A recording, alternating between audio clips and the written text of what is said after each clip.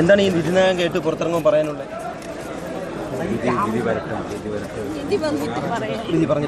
വിധി വന്നതിന് ശേഷം പറയാം. പരമാവധി ശിക്ഷ ലഭിക്കണം എന്നാണ് ആവശ്യപ്പെട്ടിട്ടുള്ളത്. അത് ലഭിക്കും എന്നാണ് കോടതിയിൽ നിന്നുള്ള പ്രതീക്ഷ അല്ലേ? അല്ല, മകൾക്ക് നീതി കിട്ടുകയല്ലേ?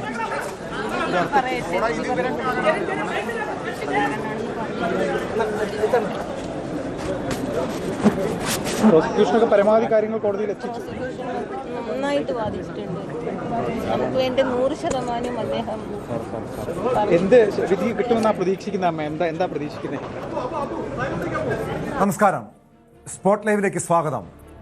ഡോക്ടർ വന്ദനാദാസ് കൊലക്കേസിൽ പ്രതി സന്ദീപ് കുറ്റക്കാരനെന്ന് കോടതി വിധിച്ച ശേഷം വന്ദനയുടെ മാതാപിതാക്കൾ നടത്തിയ പ്രതികരണമാണിത്. പ്രതിക്ക് പരമാവധി ശിക്ഷ കിട്ടുമെന്നാണ് പ്രതീക്ഷ. വിധി, അതായത് പ്രതിക്ക് ശിക്ഷ വിധിച്ച ശേഷം ഈ കേസിൽ വിശദമായ പ്രതികരണം നടത്താമെന്നാണ് വന്ദനയുടെ കുടുംബം പ്രതികരിക്കുന്നത്. കൊല്ലം അഡീഷണൽ സെഷൻസ് കോടതിയാണ് പ്രതി സന്ദീപ് കുറ്റക്കാരനാണെന്ന് കണ്ടെത്തിയത്. ശിക്ഷ മറ്റന്നാൾ വിധിക്കും. 2023 മെയ് 10 കൊട്ടാരക്കര താലൂക്ക് ആശുപത്രിയിൽ പോലീസ് ചികിത്സയ്ക്കെത്തിച്ച സന്ദീപ് ഡോക്ടർ വന്ദനാദാസിനെ കുത്തിക്കൊലപ്പെടുത്തിയത്. കേസിൽ 70-ലധികം സാക്ഷികളെ വിസ്തരിച്ചു. പ്രതിക്ക് പരമാവധി ശിക്ഷ നൽകണമെന്നാണ് പ്രോസിക്യൂഷന്റെ ആവശ്യം. ഡോക്ടർ വന്ദനാദാസിനെ പ്രതി കൊലപ്പെടുത്തി എന്നുള്ള ഇന്ത്യൻ ശിക്ഷാ നിയമത്തിലെ 302 വകുപ്പ്, അതേപോലെ തന്നെ കൂടെ ഉണ്ടായിരുന്ന പോലീസ് ഉദ്യോഗസ്ഥനെ വധിക്കാൻ ശ്രമിച്ചു എന്നുള്ള ആരോപണത്തിലുള്ള 307 വകുപ്പ്, അതീവ ഗുരുതരമായ രീതിയിലുള്ള പരിക്കേൽപ്പിച്ചു എന്നുള്ള കുറ്റത്തിന് 326 വകുപ്പ്, 324 വകുപ്പ്, 323 വകുപ്പ്, ഡോക്ടർ വന്ദനാദാസിനെ തടഞ്ഞു നിർത്തി കൊലപ്പെടുത്തി എന്നുള്ള കുറ്റകൃത്യത്തിന് 341 വകുപ്പ്, അതേപോലെ തന്നെ ഔദ്യോഗിക ഡ്യൂട്ടിയിലുള്ള പോലീസ് ഉദ്യോഗസ്ഥന്മാരെ അവരുടെ കൃത്യനിർവഹണത്തിന് തടസ്സമുണ്ടാക്കി എന്നുള്ള കുറ്റകൃത്യത്തിന് 333, 332 വകുപ്പുകൾ, അതുപോലെ തന്നെ കുറ്റകൃത്യത്തിന് ശേഷം തെളിവ് നശിപ്പിക്കാൻ ശ്രമിച്ചു എന്നുള്ളതിന് 201 വകുപ്പ്, ഒരു ഹോസ്പിറ്റലിൽ അക്രമം അഴിച്ചുവിട്ടതിന് ഹോസ്പിറ്റൽ വയലൻസ് പ്രൊഹിബിഷൻ ആക്ടിലെ 3-4 വകുപ്പുകൾ.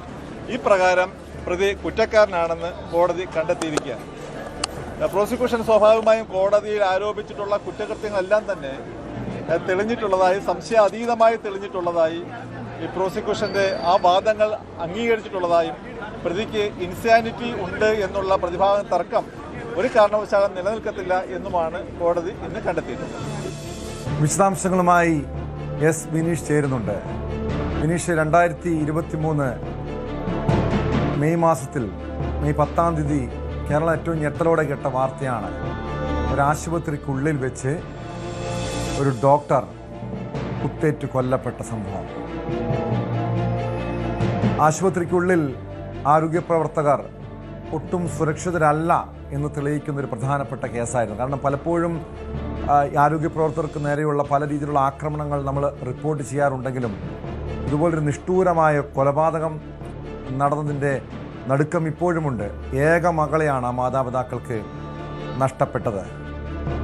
അത്രയധികം വേദന. ആ മകളുടെ ഓർമ്മയ്ക്ക് വേണ്ടി സ്വന്തമായൊരു ആശുപത്രി വരെയും നിർമ്മിച്ച കുടുംബം, മാതാപിതാക്കൾ. മകൾക്ക് നീതി കിട്ടാൻ വേണ്ടി 2.5 വർഷത്തിലധികം നിയമ പോരാട്ടം നടത്തിയ കുടുംബം. എന്തായാലും പ്രതി കുറ്റക്കാരനെന്ന് കണ്ടെത്തുമ്പോൾ ഒരു പരിധിവരെയും ഡോക്ടർ വന്ദനാദാസിന് നീതി കിട്ടിയെന്ന് പറയാം. പക്ഷേ അവിടെയും എന്ത് ശിക്ഷയാകും ഇയാൾക്ക് നൽകുക എന്നാണ് കേരളം ഉറ്റുനോക്കുന്നത്, മലയാളികൾ ഉറ്റുനോക്കുന്നത്. പരമാവധി ശിക്ഷ വേണമെന്ന ആവശ്യം പ്രോസിക്യൂഷൻ ഉന്നയിക്കുന്നുണ്ട്. എന്താണിന്ന് കൊല്ലം അഡീഷണൽ സെഷൻസ് കോടതിയിൽ ഈ വിധി പ്രതി കുറ്റക്കാരനെന്ന് വിധിച്ചുകൊണ്ട് കോടതി വ്യക്തമാക്കിയത്?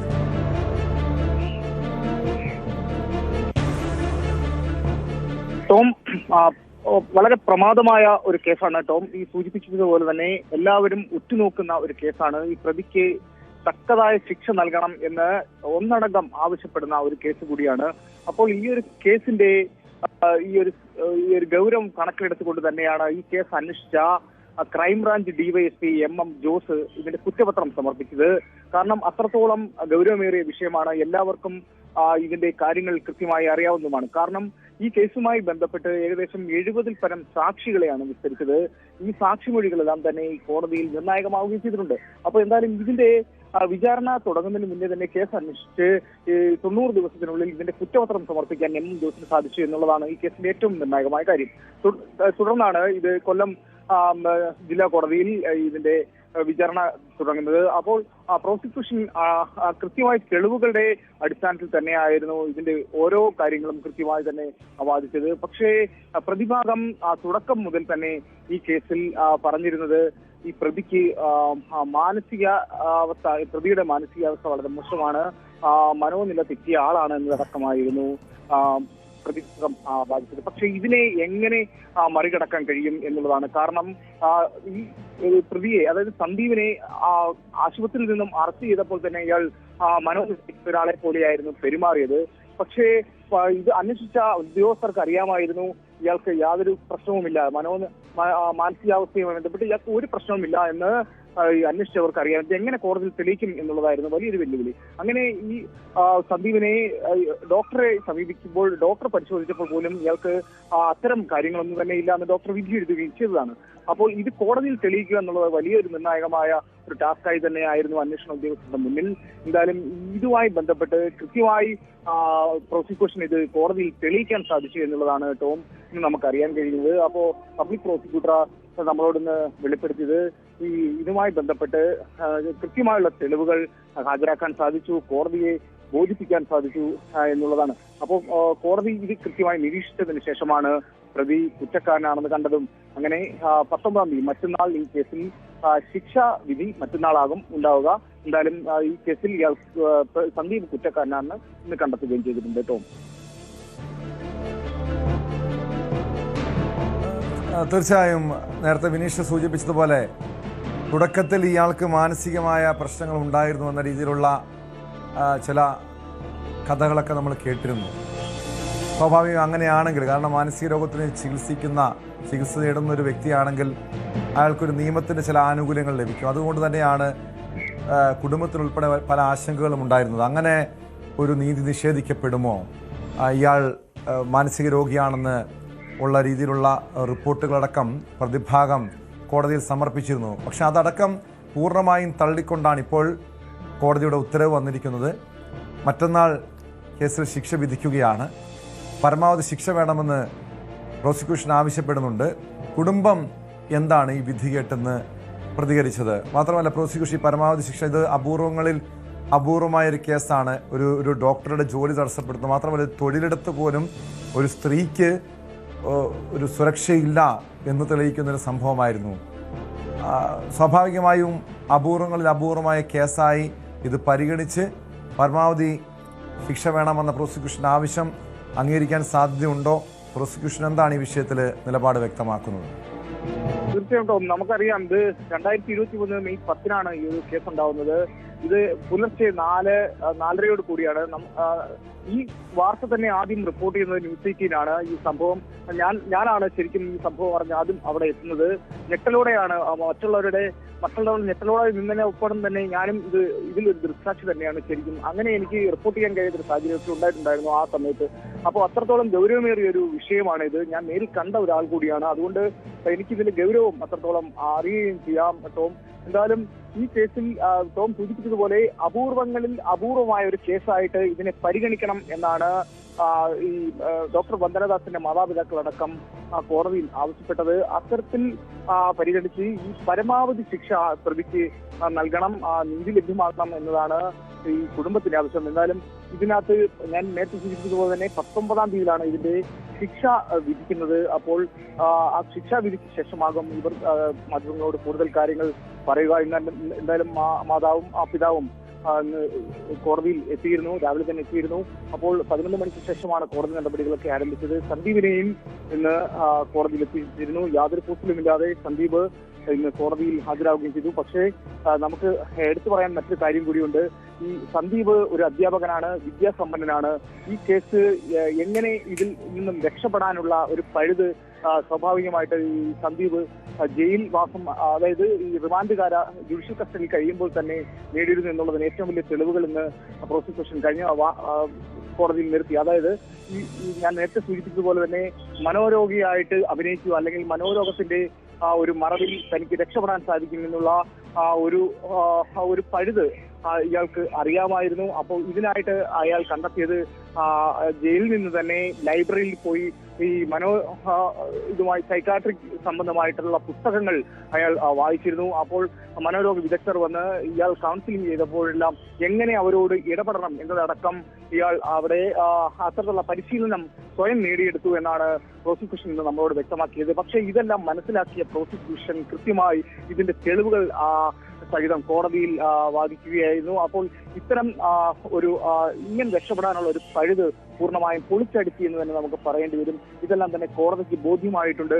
വരുന്ന 19-ാം തീയതിയിൽ അനുകൂലമായ നല്ലൊരു വിധി തന്നെ ഉണ്ടാകും എന്നുള്ള ശുഭപ്രതീക്ഷയിലാണ് നാട്ടുകാരും എല്ലാവരും തന്നെ കേട്ടോ.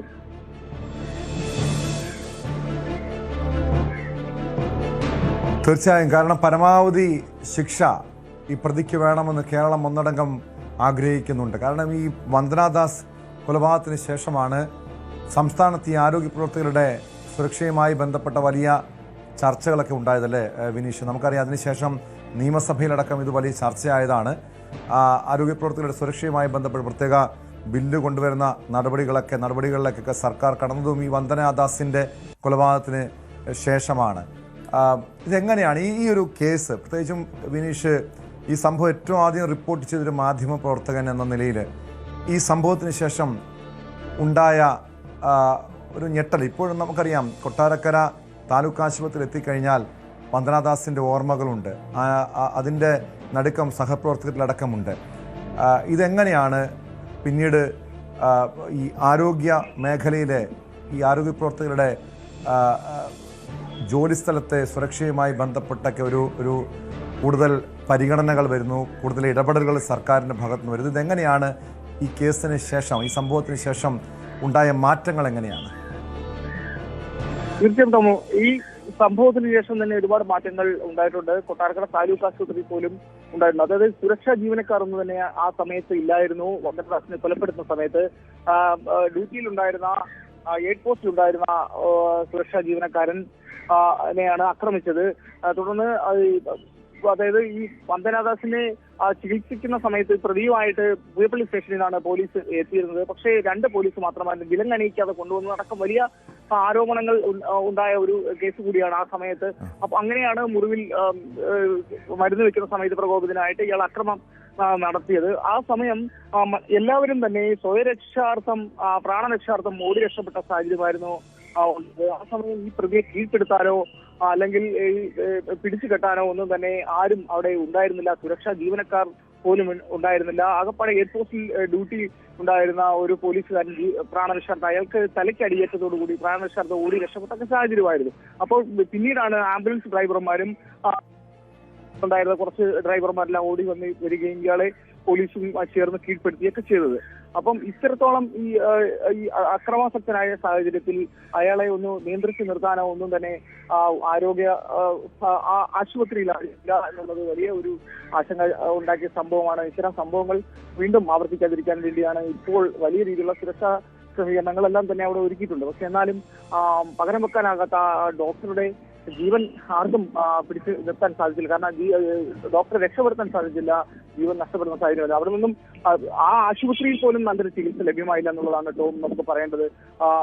കുത്തേറ്റ് പ്രാണരക്ഷാർത്ഥം നിലവിളിച്ചപ്പോൾ ആ ഡോക്ടർക്ക് നിലവിൽ ആശുപത്രിയിൽ തന്നെ നല്ല ചികിത്സ കിട്ടിയിരുന്നുവെങ്കിൽ ഒരുപക്ഷെ ഇങ്ങനെ സംഭവിക്കില്ലായിരുന്നു. അവിടെ നിന്നും മറ്റു ആശുപത്രിയിലേക്ക് കൊണ്ടുപോയി അങ്ങനെ ചികിത്സ ലഭിക്കുകയാണ് പെട്ടെന്ന് തന്നെ മരണത്തിലേക്ക് പോയ സാഹചര്യമൊക്കെ ഉണ്ടായത്. എന്തായാലും ആരോഗ്യ വിഭാഗത്തിന്റെ ഭാഗത്ത് അതിനുശേഷം വലിയ കരുതലൊക്കെ ഉണ്ടെങ്കിൽ പോലും വീണ്ടും ഇങ്ങനെയുള്ള സംഭവങ്ങൾ നമ്മൾ റിപ്പോർട്ട് ചെയ്യുന്നുണ്ട്. വീണ്ടും ദിനംപ്രതി വർദ്ധിക്കുന്നുണ്ട്.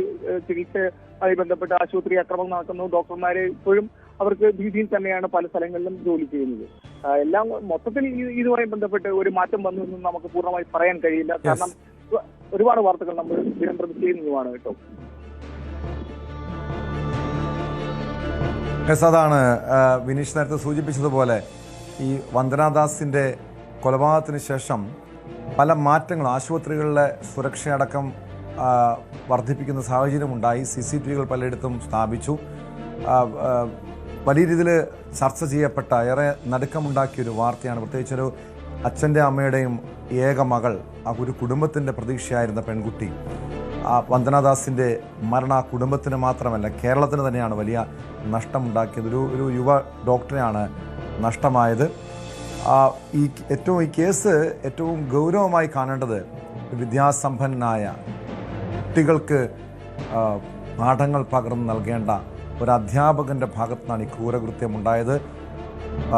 അങ്ങേയറ്റം ലഹരിക്കടിമയായ മദ്യലഹരിയിലായിരുന്ന പ്രതി സന്ദീപ് അതിക്രൂരമായി വന്ദനാദാസിനെ കൊലപ്പെടുത്തുകയായിരുന്നു. 2.5 വർഷത്തിന് ശേഷമാണ് വന്ദനാദാസ് കൊലപാതകത്തിൽ പ്രതി കുറ്റക്കാരനെന്ന് കോടതി കണ്ടെത്തിയിരിക്കുന്നത്.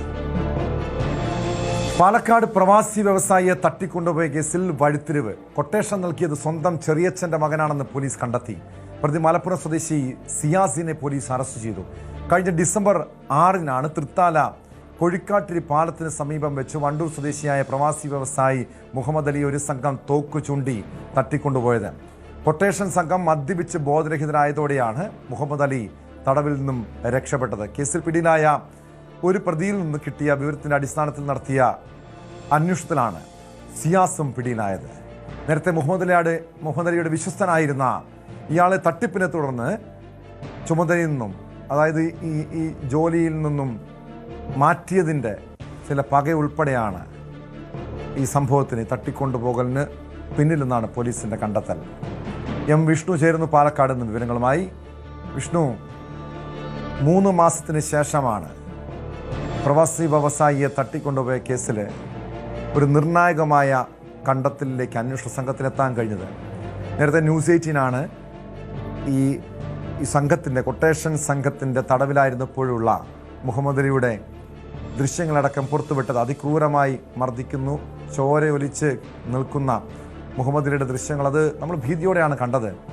അത്രയും ക്രൂരമായി അപായപ്പെടുത്താനുള്ള ശ്രമം പോലും ഉണ്ടായതാണ്. പിന്നീട് അവരുടെ തടവിൽ നിന്നും ഭാഗ്യം കൊണ്ട് മുഹമ്മദ് അലിക്ക് രക്ഷപ്പെടാൻ കഴിഞ്ഞു. പക്ഷേ ആരാണ് കൊട്ടേഷൻ നൽകിയെന്ന കാര്യത്തിൽ ഒരു വ്യക്തതയില്ലായിരുന്നു. ഒടുവിൽ മുഖ്യപ്രതിയിലേക്ക് എത്തിയിരിക്കുന്നു. എങ്ങനെയാണ് അന്വേഷണ സംഘത്തിന് ഈ സിയാസിലേക്ക്, അതായത് ഈ മുഹമ്മദ് അലിയുടെ ഉറ്റ ബന്ധുവായ സിയാസിലേക്ക് പോലീസിനെത്താൻ കഴിഞ്ഞത്? തീർച്ചയായും ടോം, കഴിഞ്ഞ ഡിസംബർ 6-നാണ് ഈ ഒരു ഭീകര സംഭവം എന്ന് തന്നെ പറയാം. ഒരു ഗ്രാമപ്രദേശമായ പട്ടാമ്പിയിൽ കോഴിക്കാട്ടിരി, തിരുമറ്റക്കോട് പഞ്ചായത്തുള്ള കോഴിക്കാട്ടിരി പ്രദേശത്താണ് രാത്രി ഒരു 6 മണി 7 മണിയോട് കൂടി ഈ ഒരു സംഭവം ഉണ്ടാകുന്നത്. മലപ്പുറത്ത് നിന്നും വിദേശത്തേക്ക് പോകാൻ വേണ്ടി നെടുമ്പാശ്ശേരിയിലേക്ക് പട്ടാമ്പി ഈ തിരുമറ്റക്കോട് വഴി പോവുകയായിരുന്നു വ്യവസായിയായ മുഹമ്മദ് അലി. ഈ സമയം ആളൊഴിഞ്ഞ പ്രദേശം നോക്കി പട്ടാമ്പിയിൽ നിന്നും പിന്തുടർന്നെത്തിയ 7-അംഗ സംഘം കോഴിക്കാട്ടിരി പാലത്തിന് സമീപത്ത് വെച്ച് ഈ മുഹമ്മദ് അലിയുടെ വെൽഫെയർ കാർ തടഞ്ഞു നിർത്തുകയും തുടർന്ന് തോക്ക് ചൂണ്ടിയും കാറിന്റെ ഗ്ലാസുകൾ അടിച്ചു തകർത്തും വലിയൊരു ഭീകരാന്തരീക്ഷം ഉണ്ടാക്കിക്കൊണ്ട് മുഹമ്മദ് അലിയെ ഭീഷണിപ്പെടുത്തി തട്ടിക്കൊണ്ടുപോവുകയായിരുന്നു. ആദ്യം മലപ്പുറത്തേക്ക് കൊണ്ടുപോകാനാണ് ലക്ഷ്യമിട്ടതെങ്കിലും തുടർന്ന് ഒറ്റപ്പാലത്ത് അടുത്തുള്ള ഉൾഗ്രാമത്തിലുള്ള ഒരു കോതക്കുറിശി എന്ന് പറയുന്ന സ്ഥലത്ത് ഒരു വീട്ടിൽ, ആളൊഴിഞ്ഞൊരു വീട്ടിൽ ഇദ്ദേഹത്തെ എത്തിക്കുകയും തുടർന്ന് അവിടെ വെച്ച് ഭീഷണിപ്പെടുത്തുകയും മർദ്ദിക്കുകയും ചെയ്തു. ഇവിടെ നിന്നും ഇദ്ദേഹത്തിന്റെ വിദേശത്തുള്ള മകനെ ഫോൺ ചെയ്ത് കോടികൾ 70 കോടിയോളം രൂപ ആവശ്യപ്പെടുന്ന ദൃശ്യങ്ങളൊക്കെ തന്നെ ന്യൂസ് 18 പുറത്തുവിട്ടിരുന്നു. ഇതേ തുടർന്ന് രാത്രി ഈ കൊട്ടേഷൻ സംഘങ്ങൾ മദ്യപിച്ച് ബോധരഹിതരാക്കുകയും ഈ സമയം മുഹമ്മദ് അലി ഇവിടെ നിന്ന് രക്ഷപ്പെട്ട് ഓടുകയുമായിരുന്നു. സമീപത്തെ ഒരു നിസ്കാര പള്ളിയിൽ അഭയം തേടിയ മുഹമ്മദ് അലിയെ ആളുകൾ കണ്ടെത്തുകയും തുടർന്ന് പോലീസിന് വിവരം അറിയിക്കുകയായിരുന്നു. അങ്ങനെയാണ് ഈ വിവരങ്ങൾ തന്നെ പുറത്തു വരുന്നത്.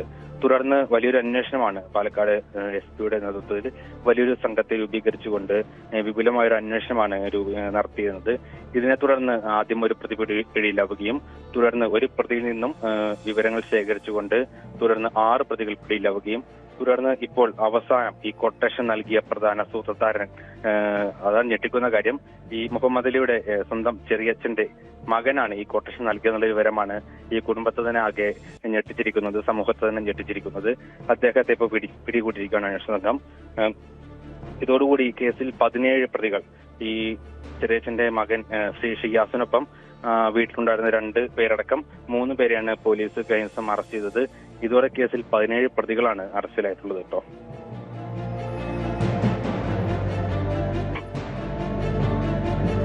യെസ്, എം വിഷ്ണുവാണ് വിവരങ്ങൾ നൽകിയത്. പാലക്കാട് ഡിസംബർ മാസത്തിലാണ് പ്രവാസി വ്യവസായമായിട്ടുള്ള മുഹമ്മദ് അലിയെ ഒരു സംഘം തട്ടിക്കൊണ്ടുപോയത്. പിന്നീട് ഭാഗ്യം കൊണ്ട് അയാൾ രക്ഷപ്പെടുകയായിരുന്നു. അതായത് ഈ സംഘം മദ്യപിച്ച് ലക്ക് കെട്ട് ബോധരഹിതരായി ഉറങ്ങുന്നു, വാഹനത്തിൽ കിടന്ന് ഉറങ്ങുന്നു. അവിടെ നിന്നും മുഹമ്മദ് അലി ഓടി രക്ഷപ്പെടുന്നു. പിന്നീട് ഈ തട്ടിക്കൊണ്ടുപോയ കൊട്ടേഷൻ സംഘത്തിലേക്ക് അന്വേഷണം എത്താൻ കഴിഞ്ഞെങ്കിലും പ്രധാനികളെ, അതായത് കൊട്ടേഷൻ നൽകിയ ആളെക്കുറിച്ച് ഒരു വ്യക്തതയില്ലായിരുന്നു. ഒടുവിൽ ബന്ധുവായ മുഹമ്മദ് അലിയുടെ ചെറിയച്ഛൻ്റെ മകൻ സിയാസാണ് തട്ടിക്കൊണ്ടുപോകലിന് പിന്നിൽ കൊട്ടേഷൻ നൽകിയെന്ന കാര്യത്തിൽ വ്യക്തത വരുന്നു. പ്രതിയെ പോലീസ് അറസ്റ്റ് ചെയ്തു. മറ്റൊരു പ്രധാനപ്പെട്ട വാർത്തയിലേക്കാണ് സ്പോട്ട് ലൈവിന് പോകുന്നത്. തൊണ്ടി മുതൽ തിരിമറി കേസിൽ മുൻമന്ത്രി ആന്റണി രാജുവിന് തിരിച്ചടി. തെരഞ്ഞെടുപ്പിൽ മത്സരിക്കാനാവില്ല, ശിക്ഷാവിധി മരവിപ്പിച്ചില്ല. ഹൈക്കോടതിയാണ് ഉത്തരവ് പുറപ്പെടുവിച്ചത്. ആജ്ഞ രവീന്ദ്രൻ ചേരുന്ന വിവരങ്ങളുമായി. ആജ്ഞ, തെരഞ്ഞെടുപ്പ് പടിവാതിൽക്ക് നിൽക്കെ നാമനിർദ്ദേശ പത്രിക സമർപ്പിക്കാനുള്ള സമയപരിധി അടുത്തിരിക്കെ ആന്റണി രാജുവിൻ്റെ പ്രതീക്ഷ ഹൈക്കോടതിയിലായിരുന്നു. ഈ കേസിൽ നിന്നും ഒഴിയാൻ കഴിയും, കീഴ്ക്കോടതി വിധി ഹൈക്കോടതി തള്ളും, സ്റ്റേ ചെയ്യും എന്നൊരു പ്രതീക്ഷ ഉണ്ടായിരുന്നു. പക്ഷേ വലിയ തിരിച്ചടി ഉണ്ടായിരിക്കുന്നു. തെരഞ്ഞെടുപ്പിൽ മത്സരിക്കാനാവില്ല, ശിക്ഷാവിധി മരവിപ്പിച്ചില്ല. എന്താണ് വിവരങ്ങൾ?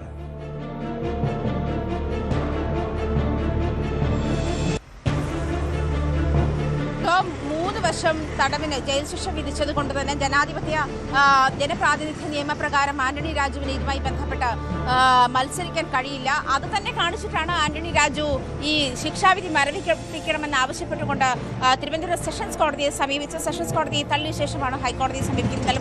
ഹൈക്കോടതിയും അതേ നിലപാട് തുടരുകയാണ്. ആന്റണി രാജുവിന് തിരിച്ചടിയാകുന്ന വിധിയാണ് ഹൈക്കോടതിയുടെ ഭാഗത്തു നിന്നും ഉണ്ടാക്കുന്നത്. അതുകൊണ്ട് തന്നെ തെരഞ്ഞെടുപ്പിൽ അധിക സമയമില്ലാതിരുന്ന ഒരു സാഹചര്യത്തിൽ ആന്റണി രാജു ഈ അതായത് അനുകൂലമായ വിധി സംഘടിപ്പിച്ച ശേഷം തെരഞ്ഞെടുപ്പിൽ മത്സരിക്കാമെന്നുള്ളൊരു പ്രതീക്ഷയിലായിരുന്നു. പക്ഷേ അത് തിരിച്ചടിയാവുന്ന സാഹചര്യമാണ്. ആന്റണി രാജുവിന് തിരിച്ചടിയാകുന്ന വിധി തന്നെയാണ് ഹൈക്കോടതിയുടെ ഭാഗത്തു നിന്നും ഉണ്ടാകുന്നതെന്ന്. തൊണ്ടി മുതൽ തിരിമറി കേസിൽ ആന്റണി രാജുവിന് തെരഞ്ഞെടുപ്പിൽ മത്സരിക്കാനാകില്ല, ശിക്ഷാവിധി മരവിപ്പിച്ചിട്ടില്ല ഹൈക്കോടതി. അതുകൊണ്ട് തന്നെ ആന്റണി രാജു ഈ 3 വർഷം ജയിൽ ശിക്ഷ അനുഭവിക്കണമെന്നുള്ള ശിക്ഷാവിധി, വിചാരണ കോടതിയുടെ ശിക്ഷാവിധി, അതിനെതിരെയാണ് അത് മരവിപ്പിക്കണമെന്ന് ആവശ്യപ്പെട്ടുകൊണ്ടാണ് ആന്റണി രാജു ഹൈക്കോടതിയിൽ സമീപിച്ചിരിക്കുന്നത്. നേരത്തെ തിരുവനന്തപുരം ജില്ലാ സെഷൻസ് കോടതിയും ഈ ആവശ്യം തള്ളിയിരുന്നു. തുടർന്നാണ് ഹൈക്കോടതിയിൽ എത്തുന്നതും.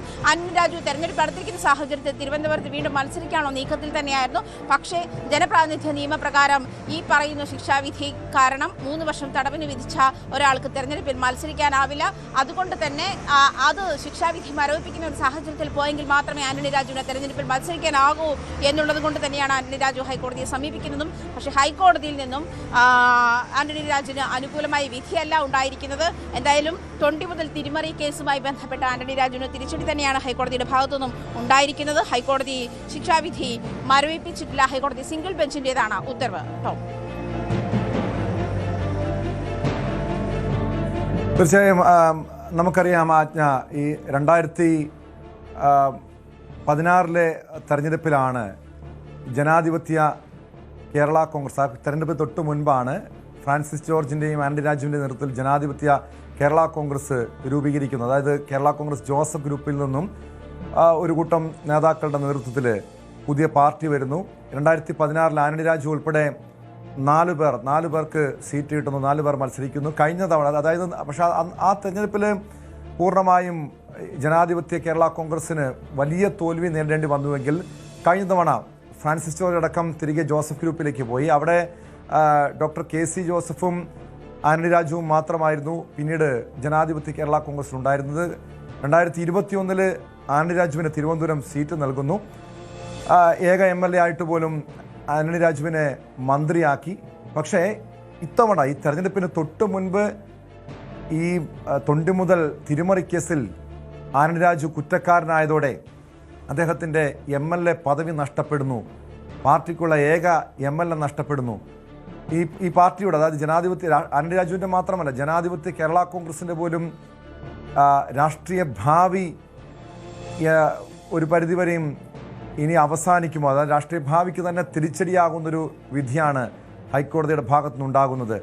ഇനി എന്തായിരിക്കും ആന്റണി രാജുവിന് മുന്നിലുള്ള ഒരു വഴി? ഇനി മേൽക്കോടതി, സുപ്രീം കോടതിയെ സമീപിക്കാനോ അതല്ലെങ്കിൽ ഇനി മറ്റ് നിയമപരമായിട്ടുള്ള സാധ്യതകളോ ഉണ്ടോ? അതോ രാഷ്ട്രീയം തന്നെ പൂർണ്ണമായും അവസാനിപ്പിക്കേണ്ട സാഹചര്യം ഉണ്ടാകുമോ?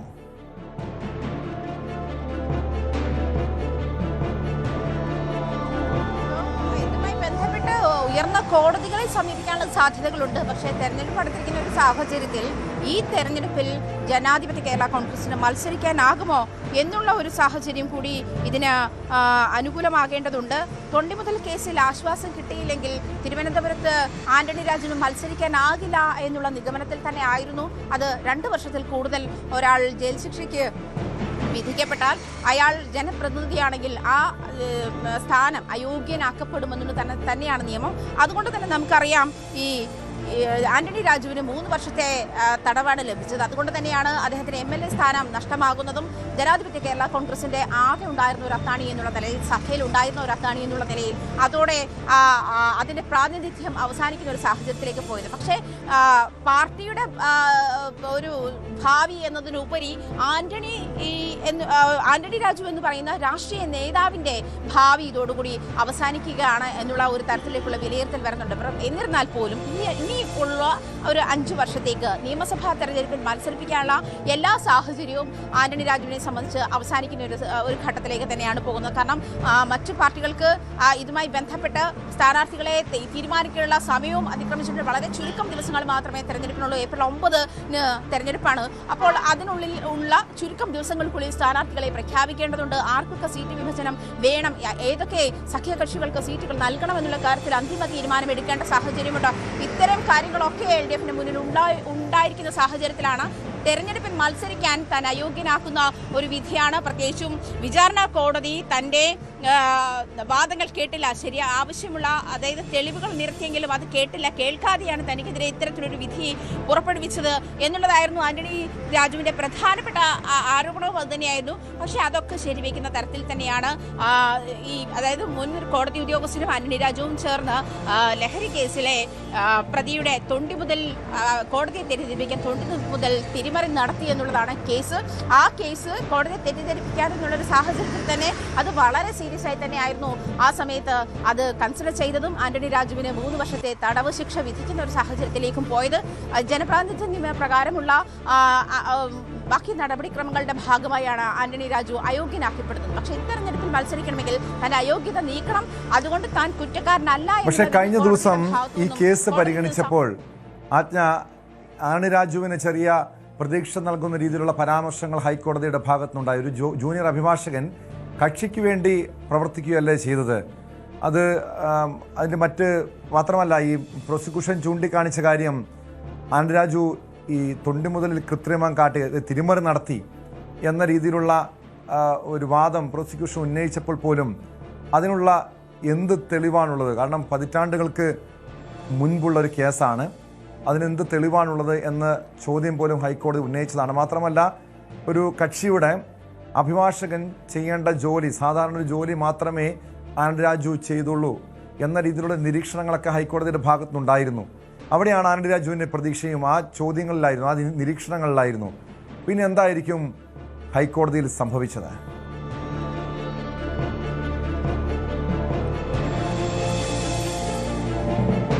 ഏത് തരത്തിലാണ് കോടതി അതിന്റെ വിലയിരുത്തൽ നടത്തിയത് തുടങ്ങിയ കാര്യങ്ങൾ വരുന്നതേയുള്ളൂ. എന്തായാലും ടോം സൂചിപ്പിച്ചതുപോലെ തന്നെ ആന്റണി രാജുവിനെതിരെ തെളിവുണ്ടോ, എന്ത് തെളിവാണ് ഉള്ളത് എന്ന് കഴിഞ്ഞ ദിവസം ഇതുമായി ബന്ധപ്പെട്ടുള്ള ക്രോസ് വിസ്താരത്തിനിടയിൽ കോടതി ചോദിക്കുന്ന സാഹചര്യം ഉണ്ടായിരുന്നു.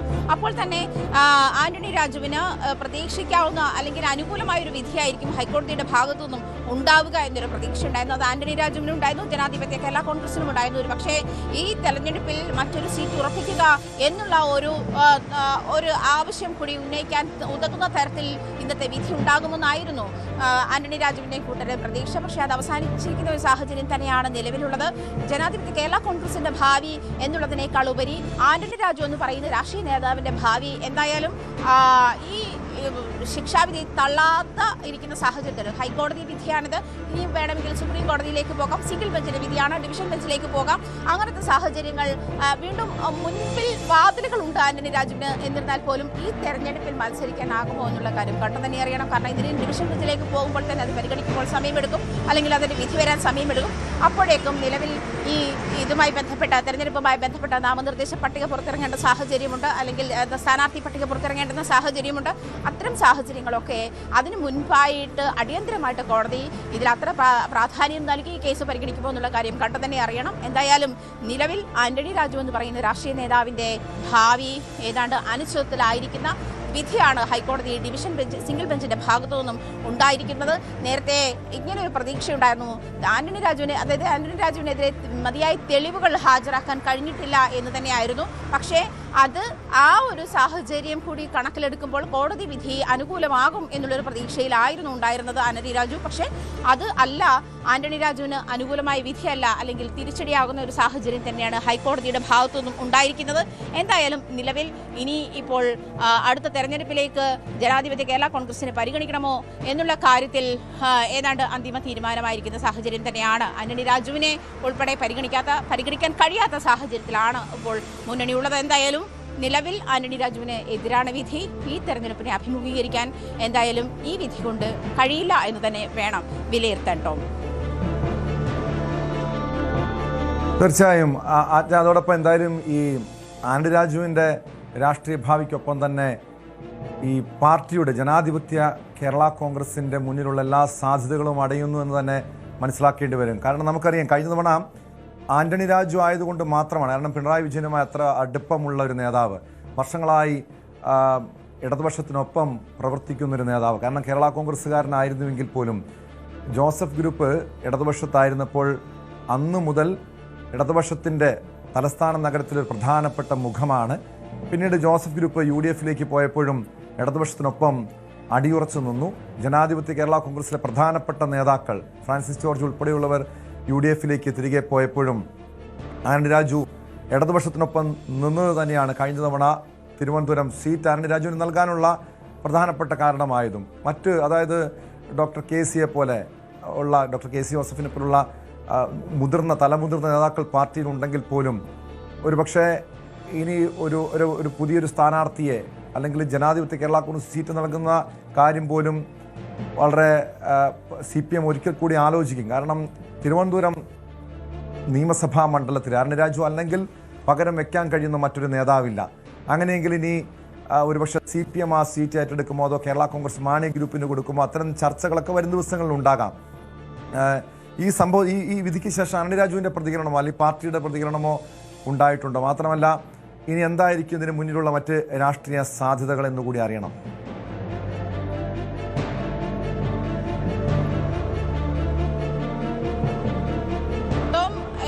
ഈ കേസുമായി ബന്ധപ്പെട്ട് സർക്കാർ ആന്റണി രാജുവിനെതിരെ ശക്തമായ നിലപാടെടുക്കുന്ന സാഹചര്യം തന്നെയായിരുന്നു ഹൈക്കോടതിയിലും ഉണ്ടായിരുന്നത്. ആ പ്രോസിക്യൂഷൻ വളരെ കൃത്യമായി പറയുന്നുണ്ട്, ആന്റണി രാജുവിൻ്റെ പേഴ്സണലായിട്ടുള്ള വ്യക്തിപരമായിട്ടുള്ള ആവശ്യം മാത്രമാണ്, അതായത് അദ്ദേഹത്തിൻ്റെ രാഷ്ട്രീയ ഭാവിയിൽ ഉള്ള അതിൻ്റെ ആശങ്ക മാത്രമാണ്. അതേസമയം കീഴ്ക്കോടതി വിധി ആന്റണി രാജുവിൻ്റെ ഈ കേസുമായി ബന്ധപ്പെട്ട വ്യക്തമായ തെളിവുകളുടെ അടിസ്ഥാനത്തിലാണ് എന്ന് തന്നെയാണ് ഹൈക്കോടതിയിൽ പ്രോസിക്യൂഷൻ വ്യക്തമാക്കിയിട്ടുള്ളത്.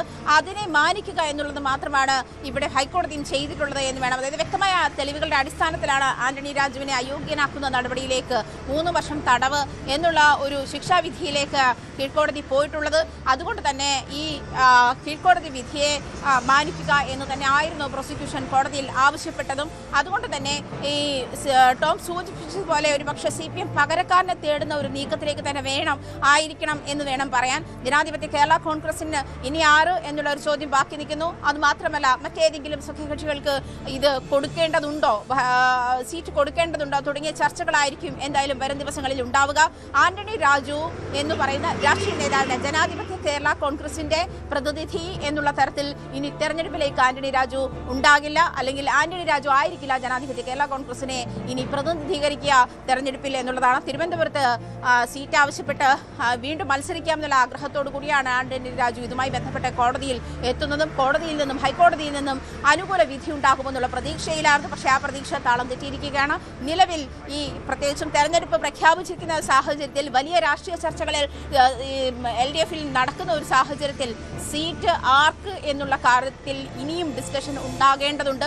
ഒരു പക്ഷേ ആന്റണി രാജുവിന്റെ വിധി മറിച്ചാകുമെന്നുള്ള കാര്യത്തിൽ ഒരുപക്ഷെ നേരത്തെ തന്നെ ഇതിലൊരു ക്ലാരിറ്റി ഉണ്ടായിരുന്നിരിക്കാം. എന്തായാലും ആന്റണി രാജുവിനെയോ അല്ലെങ്കിൽ ജനാധിപത്യ കേരള കോൺഗ്രസിൽ മറ്റാരെങ്കിലും ഇനി പരിഗണിക്കുന്ന സാഹചര്യമുണ്ടോ എന്ന് കണ്ടു തന്നെ അറിയണം. എന്തായാലും അടിയന്തരമായി പകരക്കാരനെ തേടുന്ന നീക്കത്തിൽ തന്നെയാണ് CPM ഉള്ളത് എന്ന് വേണം മനസ്സിലാക്കാൻ. ടോം, വ്യക്തമാണ്. ആജ്ഞ രവീന്ദ്രനാണ് വിവരങ്ങൾ നൽകിയത്. തൊണ്ടി മുതൽ തിരുമറി കേസിൽ ആന്റണി രാജുവിന് കനത്ത തിരിച്ചടിയാണ് ഹൈക്കോടതിയിൽ നിന്നുണ്ടായിരിക്കുന്നത്. തെരഞ്ഞെടുപ്പിൽ മത്സരിക്കാനാവില്ല, ശിക്ഷാവിധി മരവിപ്പിച്ചില്ല. ആന്റണി രാജുവിന്റെ അപ്പീൽ ഹൈക്കോടതി തള്ളിയിരിക്കുന്നു. ഇനി നേരത്തെ സൂചിപ്പിച്ചതുപോലെ ആന്റണി രാജുവിന് പകരം തിരുവനന്തപുരത്ത് ആരാകും സ്ഥാനാർത്ഥി എന്ന ചോദ്യമാണ്, ചർച്ചകളാണ് ഇടതുമുന്നണിക്കുള്ളിലുള്ളത്. അത് CPM ആ സീറ്റ് ഏറ്റെടുക്കുമോ അതല്ലെങ്കിൽ കേരള കോൺഗ്രസ് മാണി ഗ്രൂപ്പിന് നൽകുമോ? ജോസ് കെ മാണി വിഭാഗം ആ സീറ്റിന് വേണ്ടി അവകാശവാദം ഉന്നയിച്ചിട്ടുണ്ട്. കാരണം ജനാധിപത്യ കേരള കോൺഗ്രസിനെ സംബന്ധിച്ച് തിരുവനന്തപുരം നഗരത്തിൽ ആന്റണി രാജുവിന് പകരം വയ്ക്കാൻ കഴിയുന്നൊരു നേതാവില്ല. ഒരു തലമുതിർന്ന നേതാവുള്ളത് ഡോക്ടർ KC ആണ്, പാർട്ടിയുടെ ചെയർമാനാണ്, നേതാവാണ്. പക്ഷേ ഡോക്ടർ KC ജോസഫ് കുട്ടനാടിനെ പ്രതിനിധീകരിച്ച് ഒരു 1/4 നൂറ്റാണ്ടോളം അവിടെ MLA ആയിരുന്നുവെങ്കിലും തലസ്ഥാന നഗരത്തിൽ തിരുവനന്തപുരം ജില്ലയിൽ സ്വാധീനമില്ലാത്ത നേതാവാണ്. അതുകൊണ്ട് തന്നെയാണ് ആന്റണി രാജുവിന് പകരം ജനാധിപത്യ കേരള കോൺഗ്രസിന് സീറ്റ് ഒരുപക്ഷെ ഇടതുപക്ഷം കൊടുക്കില്ല എന്ന ഒരു തീരുമാനത്തിലേക്ക് വരുന്നത്. അങ്ങനെയെങ്കിൽ ഇനി ആർക്കായിരിക്കും? CPM പ്രതിനിധിയായിരിക്കുമോ അതോ കേരള കോൺഗ്രസ് മാണി ഗ്രൂപ്പിൻ്റെ പ്രതിനിധിയായിരിക്കുമോ മത്സരിക്കുക? അതാണ് അറിയേണ്ടത്. തിരികെ എത്താം ഇടവേള കഴിഞ്ഞ്.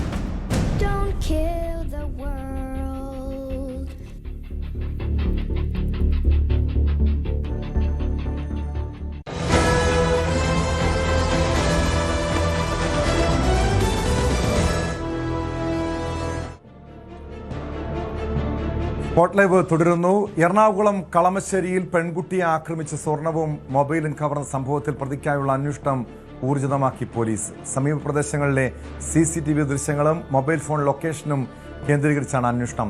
ആക്രമണത്തിൽ പരിക്കേറ്റ പെൺകുട്ടിയുടെ നില മെച്ചപ്പെട്ടു. കഴിഞ്ഞ ദിവസം രാത്രി 8 മണിക്ക് ജോലി കഴിഞ്ഞ് മടങ്ങിയ കണ്ണൂർ സ്വദേശിനിയാണ് ആക്രമിക്കപ്പെട്ടത്. വിവരങ്ങളുമായി നവമി ദിനേശ് ചേരുന്നുണ്ട് കൊച്ചിയിൽ നിന്ന്. നവമി, ഏറെ ഞെട്ടലുളവാക്കിയ ഒരു വാർത്തയായിരുന്നു അത്. നമുക്കറിയാം, ഈ കൊച്ചി നഗരം, കൊച്ചിയും സമീപ പ്രദേശങ്ങളൊക്കെ രാത്രി കാലങ്ങളിലും വളരെ സജീവമാണ്. Night life ആസ്വദിക്കുന്നവരാണ്.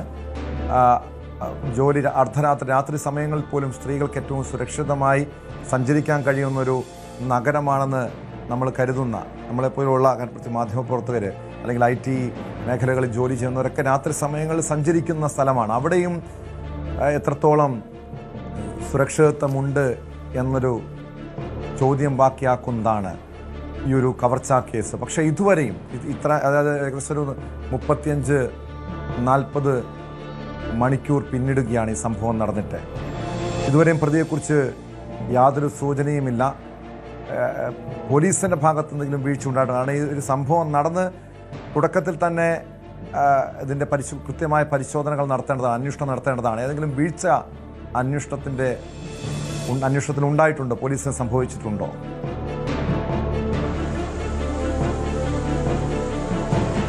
കളമശ്ശേരി പോലീസ് പറയുന്നത് അവരിപ്പോഴും അന്വേഷണം തുടർന്നുകൊണ്ടിരിക്കുകയാണ്. ഈ സംഭവം നടന്ന, അതായത് ഈ മോഷണം നടന്ന സ്ഥലത്ത് CCTV ദൃശ്യങ്ങളൊന്നും തന്നെ പോലീസിന് കണ്ടെത്താൻ സാധിച്ചിട്ടില്ല. അവിടെ CCTV ഇല്ല. അതുകൊണ്ട് തന്നെ സമീപ പ്രദേശത്തെ CCTV കേന്ദ്രീകരിച്ചുള്ള ഒരു അന്വേഷണമാണ് ഇപ്പോൾ പോലീസിന്റെ ഭാഗത്തു നിന്നും നടന്നുകൊണ്ടിരിക്കുന്നത്. 30 വയസ്സിനോടടുത്ത് പ്രായമുള്ള ഒരു യുവാവാണ് ഇതെന്ന് പോലീസിനെ കണ്ടെത്താൻ കഴിഞ്ഞിട്ടുണ്ട്. അതോടൊപ്പം തന്നെ ഈ പെൺകുട്ടിയുടെ ഈ മോഷണ ശ്രമത്തിനിടെ പെൺകുട്ടിയുടെ മാലയും ഒരു കമ്മലുമാണ് മോഷ്ടിച്ചത്. അതോടൊപ്പം തന്നെ പെൺകുട്ടിയുടെ മൊബൈൽ ഫോണും മോഷ്ടാവ് പിടിച്ചു പറിച്ചുകൊണ്ട് പോയിട്ടുണ്ട്. അങ്ങനെയാണെങ്കിൽ ഈ മൊബൈൽ ഫോൺ കേന്ദ്രീകരിച്ചുള്ള ഒരു അന്വേഷണത്തിലേക്കാണ് പോലീസ് കടന്നിരിക്കുന്നത്. എത്രയും വേഗം പ്രതിയെ പിടികൂടാൻ സാധിക്കുമെന്ന് തന്നെയാണ് കളമശ്ശേരി പോലീസ് വ്യക്തമാക്കുന്നത്. പെൺകുട്ടി ഏതായാലും ആശുപത്രി വിട്ടിട്ടുണ്ട്. ഇന്നത്തോടുകൂടി ഡിസ്ചാർജ് ആയിട്ടുണ്ട്. വലിയ ഗുരുതരമായിട്ടുള്ള പരിക്കുകളൊന്നുമില്ല എന്ന് തന്നെയാണ് പറയുന്നത്. വിശദമായ മൊഴി പോലീസിന് നൽകിയിട്ടുമുണ്ട്.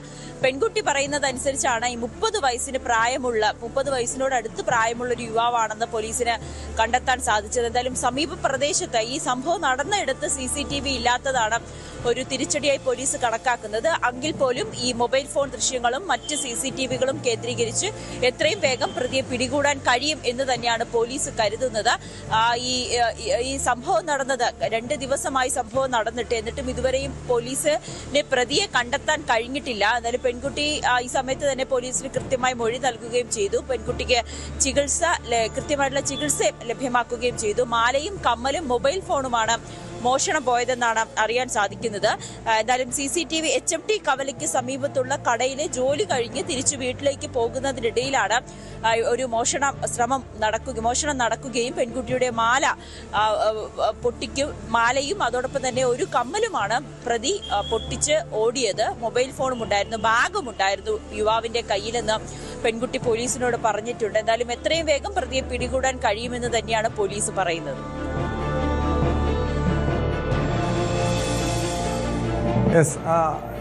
നവമി, ഇതുവരെയും CCTV ദൃശ്യങ്ങൾ എന്തെങ്കിലും കണ്ടെത്താൻ കഴിഞ്ഞിട്ടുണ്ടോ? കാരണം ഇത് ഏകദേശം ഒരു നഗരപ്രദേശമാണ്, നഗരമേഖലകളാണ്. എവിടെയെങ്കിലുമൊക്കെ CCTVകൾ നിരവധി സ്ഥലങ്ങളിൽ ഉള്ളതാണ്. അങ്ങനെ CCTVകൾ ഈ പ്രതിയെ കേന്ദ്രീകരിച്ചുള്ള എന്തെങ്കിലും തെളിവുകൾ കണ്ടെത്താൻ പോലീസിന് കഴിഞ്ഞിട്ടുണ്ടോ? പോലീസ് ഇതിൽ കൂടുതൽ വിശദാംശങ്ങൾ നൽകുന്നില്ല. നമ്മൾ ഈ കേസുമായി ബന്ധപ്പെട്ട് പോലീസിനെ സംസാരിക്കുമ്പോൾ അവർ പറയുന്നത് കേസ് അന്വേഷണം നടന്നുകൊണ്ടിരിക്കുകയാണ്. എത്രയും വേഗം പ്രതിയെ പിടികൂടുമെന്ന് മാത്രമാണ് നമുക്ക് അറിയാൻ സാധിക്കുന്നത്. എന്തായാലും സമീപത്തുള്ള CCTV ദൃശ്യങ്ങളും പോലീസ് ശേഖരിക്കുമെന്നാണ് അറിഞ്ഞിരിക്കുന്നത്. ഇതിനോടകം തന്നെ അത് ശേഖരിച്ചിട്ടുണ്ടാകും. പ്രതി രക്ഷപ്പെടാനുള്ള സാധ്യത കൂടുതലായതിനാൽ കൂടുതൽ ദൃശ്യങ്ങളൊന്നും തന്നെ മാധ്യമങ്ങൾക്ക് തൽക്കാലം നൽകുന്നില്ല എന്നാണ് പോലീസ് പറയുന്നത്. പ്രതിക്ക് പിന്നാലെ തന്നെ ഉണ്ട് തങ്ങൾ എന്ന് കൂടി പോലീസ് വ്യക്തമാക്കുന്നുണ്ട് കേട്ടോ.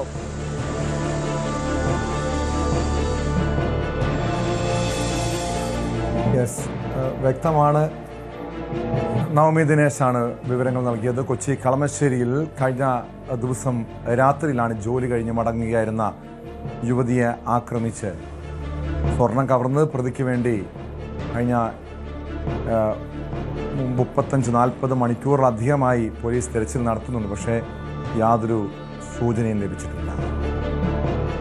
തിരുവനന്തപുരം വർക്കല ക്ഷേത്ര ദർശനത്തിനെത്തിയ ഭക്തന്റെ കാർ കുത്തി തുറന്ന് മൊബൈൽ ഫോണും പണമടങ്ങിയ ബാഗും മോഷ്ടിച്ചു. രാവിലെ 8:30 സംഭവം. കാറിൽ നിന്ന് മോഷ്ടിക്കുന്നതിന്റെ ദൃശ്യങ്ങൾ ക്ഷേത്രത്തിലെ CCTVയിൽ പതിഞ്ഞിട്ടുണ്ട്.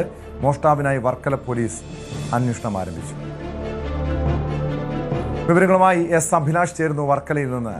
അഭിലാഷ്, പട്ടാപ്പകലാണ് ഒരു മോഷണം നടക്കുന്നത്, അതും ക്ഷേത്രത്തിന് മുന്നിൽ വെച്ച്. ദൃശ്യങ്ങളടക്കം പുറത്തു വന്നിട്ടുണ്ട്. പ്രതിയെ തിരിച്ചറിയാൻ കഴിഞ്ഞിട്ടുണ്ടോ?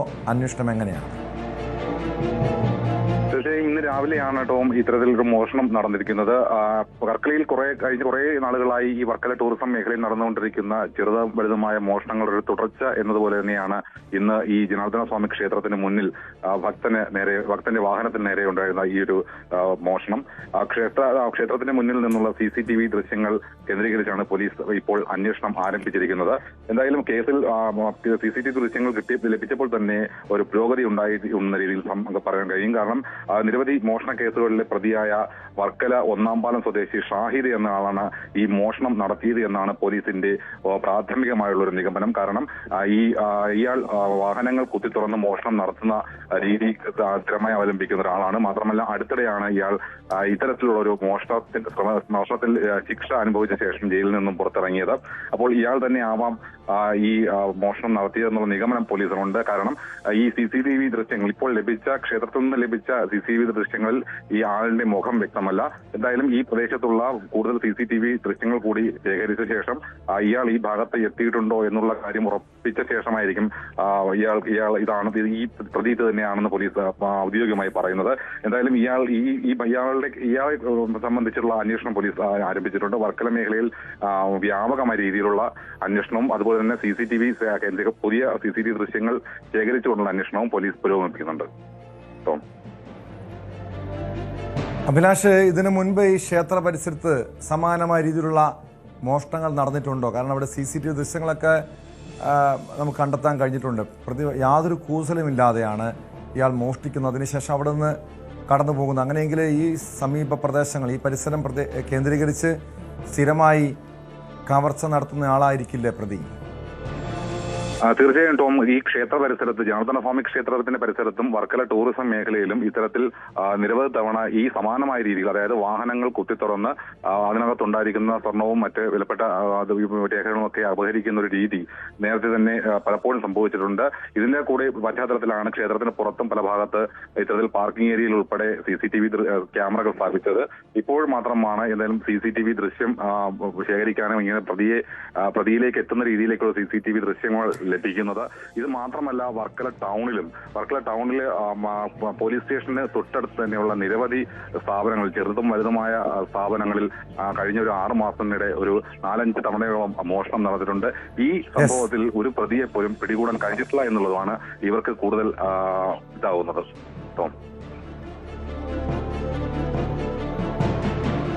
വ്യക്തമാണ്. അഭിലാഷാണ് വിവരങ്ങൾ നൽകിയത്. മറ്റൊരു പ്രധാനപ്പെട്ട വാർത്തയിലേക്കാണ് സ്പോട്ട് ലൈവിന് പോകുന്നത്. തിരുവനന്തപുരം കവടിയാർ കൊട്ടാരത്തിലെ മോഷണത്തിൽ വിദഗ്ധാന്വേഷണത്തിന് പോലീസ്. തിരുവനന്തപുരം സിറ്റി പോലീസ് കമ്മീഷണറുടെ നേതൃത്വത്തിൽ കൊട്ടാരത്തിൽ പരിശോധന നടത്തി. 2 കോടിയുടെ സ്വർണ്ണാഭരണങ്ങളാണ് കൊട്ടാരത്തിൽ നിന്ന് നഷ്ടപ്പെട്ടത്. കഴിഞ്ഞ നവംബറിൽ നടന്ന മോഷണമായിട്ട് മാസങ്ങൾക്ക് ശേഷമാണ് രാജകുടുംബാംഗങ്ങൾ പോലീസിന് പരാതി നൽകാൻ പോലും തയ്യാറായത്. കൊട്ടാരം ജീവനക്കാരെ അടക്കം പോലീസ് ചോദ്യം ചെയ്തു. കൊട്ടാരത്തെക്കുറിച്ച് കൃത്യമായ ബോധ്യമുള്ളവരാണ് മോഷണം നടത്തിയെന്ന വിലയിരുത്തലിലാണ് അന്വേഷണ സംഘം. വിവരങ്ങളുമായി ഡാൻ കുര്യൻ ചേരുന്നു തിരുവനന്തപുരത്ത് നിന്ന്. ഡാൻ, അതീവ സുരക്ഷയുള്ള സ്ഥലമാണ്. പ്രത്യേകിച്ച് അങ്ങനെ സാധാരണക്കാർക്കൊന്നും കയറി ചെല്ലാൻ കഴിയാത്ത കവടിയാർ കൊട്ടാരം, അവിടെ എങ്ങനെയാണ് മോഷണം നടന്നതെന്ന് എന്തെങ്കിലും സൂചനകളുണ്ടോ? പ്രത്യേകിച്ച് നവംബറിൽ നടന്ന മോഷണമാണ്. പോലീസിനെ സംബന്ധിച്ച് എത്രത്തോളം വെല്ലുവിളിയാണിത്? കഴിഞ്ഞ ഒക്ടോബർ നവംബർ മാസങ്ങളിൽ കൊട്ടാരത്തിൽ സന്ദർശനം നടത്തിയിരിക്കുന്ന വിദേശികളടക്കമുള്ള സന്ദർശകരെ കേന്ദ്രീകരിച്ചാണ് ഇപ്പോൾ അന്വേഷണം നടക്കുന്നത്. അതായത് ആരൊക്കെയാണ് കൊട്ടാരത്തിൽ എത്തിയിരിക്കുന്നത്, അവർ അവിടെ കൊട്ടാരത്തിൽ എത്തിയതിന് ഉദ്ദേശം എന്തായിരുന്നു, എത്തുന്നതിന് മുമ്പ് ഏതെങ്കിലും തരത്തിൽ മുമ്പ് അവിടെ എത്താനുള്ള നീക്കം നടത്തിയിരുന്നു, ഒന്നിലേറെ തവണ ആരെങ്കിലും സന്ദർശനം നടത്തിയിട്ടുണ്ട്, ഇതടക്കമുള്ള കാര്യങ്ങളിലൊക്കെ വിശദമായ പരിശോധനയാണ് പോലീസ് നടത്തിക്കൊണ്ടിരിക്കുന്നത്. ഒക്ടോബർ നവംബർ മാസങ്ങളിലാണ് മോഷണം നടന്നിരിക്കുന്നത് എന്ന് ഏറെക്കുറെ സ്ഥിരീകരിച്ചിട്ടുണ്ട് ഇപ്പോൾ. പക്ഷേ പുറത്തറിയാൻ വൈകിയെന്ന് മാത്രം. അതോടൊപ്പം കൊട്ടാരം ജീവനക്കാരെയും അവരുടെ കുടുംബാംഗങ്ങളെയും രാജകുടുംബാംഗങ്ങളെയും ഒക്കെ വിശദമായി തന്നെ ഇതുമായി ബന്ധപ്പെട്ട് അന്വേഷണ സംഘം ചോദ്യം ചെയ്യുന്നുണ്ട്. അവരിൽ നിന്നും മൊഴിയെടുക്കുന്നുണ്ട്. വിശദമായ വിവരങ്ങൾ അറിയുന്നതിൻ്റെ ഭാഗമായാണ് അങ്ങനെ ഒരു നീക്കം. വിലപിടിപ്പുള്ള രത്നങ്ങൾ അടക്കം ഏതാണ്ട് 2 കോടി രൂപ മൂല്യം വരുന്ന വസ്തുക്കളാണ് നഷ്ടപ്പെട്ടിരിക്കുന്നത് കൊട്ടാരത്തിലെ ഒരു അലമാരയിൽ നിന്ന് എന്നാണ് ഇപ്പോൾ പുറത്തു വരുന്ന വിവരങ്ങൾ. അങ്ങനെയെങ്കിൽ ക്രൈംബ്രാഞ്ചിൻ്റെ ഒരു പ്രത്യേക അന്വേഷണ സംഘം കവടിയാർ കൊട്ടാരത്തിലെ ഈ മോഷണം അന്വേഷിക്കുന്നതിനായി അങ്ങനെ ഒരു അന്വേഷണത്തിന് രൂപം നൽകാനുള്ള സാധ്യതകളും നിലനിൽക്കുന്നുണ്ട്. വിശദമായ അന്വേഷണം നടത്തുന്നതിൻ്റെ ഭാഗമായിട്ടാണ് അങ്ങനെ ഒരു നീക്കം ഇപ്പോൾ നടന്നുകൊണ്ടിരിക്കുന്നത്. അതായത് ഇത്രയധികം ആളുകളിലേക്ക്, കാരണം ഈ മോഷണം നടന്ന മാസങ്ങളേറെ കഴിഞ്ഞിരിക്കുന്നു. അതിനുശേഷമാണ് ഈ വിവരം ഇപ്പോൾ പുറത്തറിയുന്ന സാഹചര്യം ഉണ്ടായിരിക്കുന്നത്. അതുകൊണ്ട് തന്നെ ഈ കാലതാമസം നേരിട്ട സമയത്തിനിടയ്ക്ക് മോഷ്ടാക്കൾക്ക് സുഗമമായി ഇത് പുറത്തേക്ക് എത്തിച്ച് രഹസ്യമായി സൂക്ഷിക്കുകയോ അതല്ല എങ്കിൽ മറിച്ച് വിൽപ്പന നടത്തുകയൊക്കെ ചെയ്യാം. കാരണം ആൻറ്റിക്സ് ആണ്. മാത്രമല്ല രാജകൊട്ടാരത്തിൽ നിന്നുള്ളൊരു അമൂല്യ രത്നമാണ്. രത്നങ്ങൾ അടങ്ങിയിട്ടുള്ള ആഭരണങ്ങളാണ്. അതുകൊണ്ട് അതിൻ്റെ മൂല്യം രാജ്യാന്തര മാർക്കറ്റിലടക്കം വളരെ വിലപ്പെട്ടതാണ്. അങ്ങനെ ഒരു പശ്ചാത്തലത്തിൽ ഈ മോഷണത്തിന് പിന്നിൽ അങ്ങനെ ഏതെങ്കിലും സംഘത്തിന് ബന്ധമുണ്ടോ? ഇതൊരു ഒറ്റ വ്യക്തി നടത്തിയ ഒരു തട്ടിപ്പെന്നതിന് അപ്പുറത്തേക്ക് അതിലൊരു കൃത്യമായ സംഘടിതമായൊരു നീക്കമാണ് നടന്നിരിക്കുന്നത് ഈ മോഷണവുമായി ബന്ധപ്പെട്ട് എന്നതടക്കമുള്ള കാര്യങ്ങളാണ് ഇപ്പോൾ പരിശോധിച്ചുകൊണ്ടിരിക്കുന്നത്. നിലവിൽ പുറമേ നിന്നുള്ള ആരെങ്കിലും എത്തി മോഷണം നടത്താനുള്ള സാധ്യതയുണ്ടോ? അതോ പോലീസ് സംശയിക്കുന്ന അവിടുത്തെ ജീവനക്കാരെയാണ്. കാരണം ഈ കൊട്ടാരത്തിൽ തമ്പുരാട്ടിയുടെ മുറിയിലേക്കൊക്കെ സാധാരണക്കാർക്ക് അങ്ങനെ കയറി ചെല്ലാൻ കഴിയുമോ? ഒരു സന്ദർശകർക്ക് കയറി ചെല്ലാൻ കഴിയുമോ? പോലീസിൻ്റെ ഒരു നിഗമനം എന്താണ് ഈ കേസിൽ? ജീവനക്കാരുടെയോ അതല്ല എങ്കിൽ കൊട്ടാരത്തിലെ രാജകുടുംബാംഗങ്ങളുടെയോ അറിവില്ലാതെ ആർക്കും കൊട്ടാരത്തിനകത്തേക്ക് കയറാൻ കഴിയില്ല എന്നൊരു നിലപാടാണ് പോലീസിന്. അതുകൊണ്ട് തന്നെ അവരറിയാതെ അങ്ങനെ ഒരു മോഷണം അവിടെ നടക്കാനുള്ള ഒരു സാധ്യതയും ഇല്ല എന്ന് പോലീസ് ഉറപ്പിക്കുന്നുണ്ട്. കാരണം പുറത്തുനിന്ന് കൊട്ടാരം സന്ദർശിക്കാൻ എത്തുന്ന ആളുകൾക്ക് ഏതൊക്കെ സ്ഥലങ്ങളിലേക്ക് കയറാം, എവിടെയൊക്കെ സന്ദർശനം നടത്താം, എന്തിലൊക്കെ തൊടാം തൊടാതിരിക്കാം എന്നതിനെ സംബന്ധിച്ചൊക്കെ കൃത്യമായ നിർദ്ദേശങ്ങൾ നിലനിൽക്കുന്നുണ്ട്. അത് പരിശോധിക്കാനായി അവിടെ ഉദ്യോഗസ്ഥരുമുണ്ട്. അതൊക്കെ നിലനിൽക്കുന്നതിനിടയിൽ എങ്ങനെ ഈ മോഷണം അവിടെ നടന്നു എന്നതാണ് ആശ്ചര്യമുളവാക്കുന്നത്. ആ മോഷണം നടന്നു എന്നതിനേക്കാൾ ഉപരി അത് നടന്ന് ഇത്രയധികം മാസങ്ങൾ വൈകിയതിന് ശേഷമാണ് വിവരം പുറം ലോകം അറിഞ്ഞത് എന്നതാണ് അതിന് ഏറ്റവും ഞെട്ടിപ്പിക്കുന്ന ഒരു ഗൗരവമുണർത്തുന്ന കാര്യം. അതുകൊണ്ട് തന്നെ ജീവനക്കാരുടെയോ അല്ലെങ്കിൽ ഈ കൊട്ടാരവുമായി വളരെ അടുത്ത ബന്ധമുള്ളവർ ആരുടെയോ അറിവില്ലാതെ അങ്ങനെ ഒരു മോഷണം ഒരിക്കലും നടക്കില്ല എന്ന് പോലീസ് ഉറപ്പിക്കുന്നുണ്ട്. ഒന്നുകിൽ കൊട്ടാരവുമായി വളരെ അടുത്ത് ബന്ധം നിലനിർത്തുന്ന തുടർച്ചയായി കൊട്ടാരത്തിൽ എന്തെങ്കിലുമൊക്കെ ആവശ്യങ്ങൾക്കായി എത്തുന്ന ആരെങ്കിലും തന്നെയാകും ഇതിന് പിന്നിലെന്ന സംശയത്തിലാണ് ഇപ്പോൾ അന്വേഷണം പുരോഗമിച്ചുകൊണ്ടിരിക്കുന്നത്.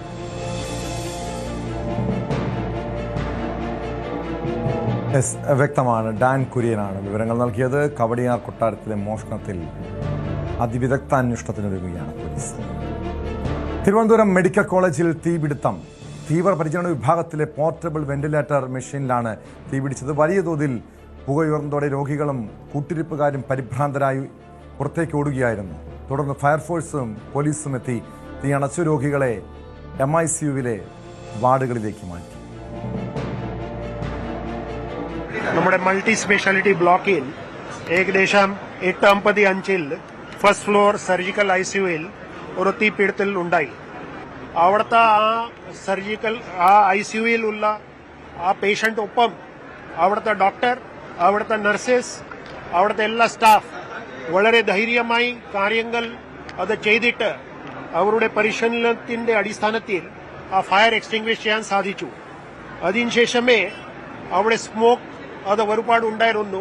അതുകൊണ്ട് അവിടുത്തെ എല്ലാ 16 പേഷ്യന്റ് അപ്പോൾ തന്നെ ഈ ടീം മറ്റെല്ലാ സ്റ്റാഫ് അത് എടുത്തിട്ട് MICU വാർഡ് 7 അവിടെയാണ് നമ്മൾ കൊണ്ടുപോകാനുള്ള എല്ലാം ഏർപ്പാട് ചെയ്തിട്ട് ഷിഫ്റ്റ് ചെയ്ത് കഴിഞ്ഞു. പേഷ്യൻസ് എല്ലാം സേഫാണ്. ആ ഫയർ ഇൻസിഡന്റ് നടന്നപ്പോൾ നല്ല സ്മോക്ക് ഉണ്ടായിരുന്നു അവിടെ.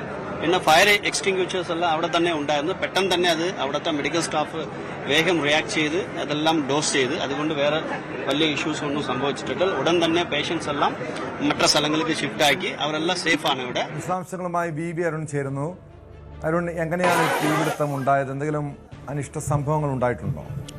വലിയൊരു അപകടത്തിലേക്ക് പോകേണ്ട സംഭവമായിരുന്നു. പക്ഷേ കൃത്യമായ ഇടപെടൽ ആശുപത്രി ജീവനക്കാരുടെ, ഡോക്ടർമാരടക്കമുള്ളവരുടെ സമയബന്ധിതമായ ഇടപെടലാണ് വലിയൊരു അപകടത്തിൽ നിന്ന് ഇന്ന് തിരുവനന്തപുരം മെഡിക്കൽ കോളേജ് ആശുപത്രിയിലെ രോഗികളെ രക്ഷപ്പെടുത്തിയത്.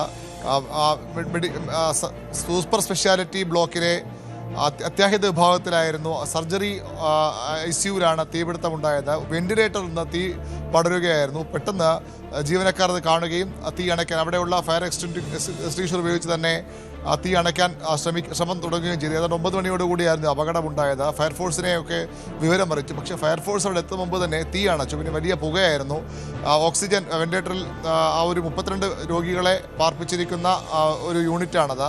അവിടേക്കുള്ള ഓക്സിജൻ ബന്ധം വിച്ഛേദിച്ചു. പെട്ടെന്ന് രോഗികളെ അവിടെ നിന്ന് ICUവിൽ നിന്ന് ഒഴിപ്പിച്ചു. തൊട്ടടുത്തും ഒരു ICU കൂടിയുണ്ട്. 2 ICU യൂണിറ്റുള്ള രോഗികളെയും ആ ഫ്ലോറിലെ മുഴുവൻ രോഗികളെയും മറ്റു വാർഡുകളിലേക്ക് വളരെ പെട്ടെന്ന് മാറ്റി.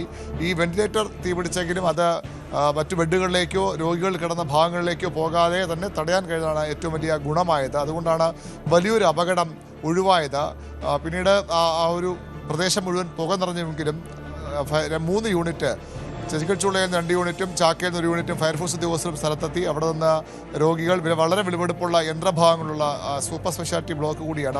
ആ യന്ത്രങ്ങളുമൊക്കെ പുറത്തേക്ക് മാറ്റി രോഗികളെ ഒഴിപ്പിച്ചു. കൂട്ടിരിപ്പുകാർ വലിയ ആശങ്കയിലായിരുന്നു. ആശുപത്രിയിൽ ഒപ്പം ഇരിക്കുന്ന ആളുകൾ, അതുപോലെ തന്നെ നാട്ടിലുള്ള വിവിധ ജില്ലകളിലുള്ള ആളുകളുമൊക്കെ രോഗികളെ തേടി വലിയ ആശങ്കയോടുകൂടി ആശുപത്രി അധികൃതരെയൊക്കെ ഫോണിൽ ബന്ധപ്പെട്ടു. പക്ഷേ ഒരു ആശങ്കയ്ക്കും അടിസ്ഥാനമില്ലാത്ത വിധം രോഗികളെ അവിടെ നിന്ന് ഒഴിപ്പിച്ച് എന്തുകൊണ്ടാണ് എങ്ങനെയാണ് ഈ അപകടമുണ്ടായെന്ന കാര്യത്തിലാണ് അന്വേഷണം നടക്കുന്നത്. വെന്റിലേറ്ററിൽ ഷോർട്ട് സർക്യൂട്ട് ആകാം എന്ന ഒരു പ്രാഥമിക വിലയിരുത്തലാണ് ഇപ്പോൾ ഉള്ളത്. അതിനപ്പുറത്തേക്ക് കാരണങ്ങളിലേക്ക് എത്തിയിട്ടില്ല. പക്ഷേ ഒരു വലിയൊരു അപകടത്തിലേക്ക് അത്യാഹിതത്തിലേക്ക് പോകാമെന്ന വിഷയമാണ്. കൃത്യമായ ഇടപെടൽ കാരണം, ആശുപത്രി അധികൃതരുടെയും ജീവനക്കാരുടെയും ഒക്കെ കൃത്യമായ ഇടപെടൽ കാരണം അതിൻ്റെ തീവ്രത കുറഞ്ഞത്. ആർക്കും ഇതിൽ പരിക്കേറ്റിട്ടില്ല. ഒരു രോഗിക്ക് പോലും പൊള്ളലേൽക്കുകയോ മറ്റ് പരിക്കുകളോ ഉണ്ടായിട്ടില്ല. ഈ പുക വന്നുള്ള ചില ബുദ്ധിമുട്ടുകൾ മാത്രമാണ് ആശുപത്രി ജീവനക്കാർ. അതാണ് ഏറ്റവും ആശ്വാസകരമായിട്ടുള്ള കാര്യം. ആശുപത്രി അധികൃതരുടെ ജീവനക്കാരുടെ കൃത്യമായ ഇടപെടലാണ് വലിയ ദുരന്തം ഒഴിവാക്കി. എന്തായാലും തീപിടുത്തത്തിൻ്റെ കാരണം സംബന്ധിച്ചുള്ള അന്വേഷണം പുരോഗമിക്കുകയാണ്. സ്പോട്ട്ലൈറ്റ് പൂർണ്ണമാവുന്നു. നമസ്കാരം.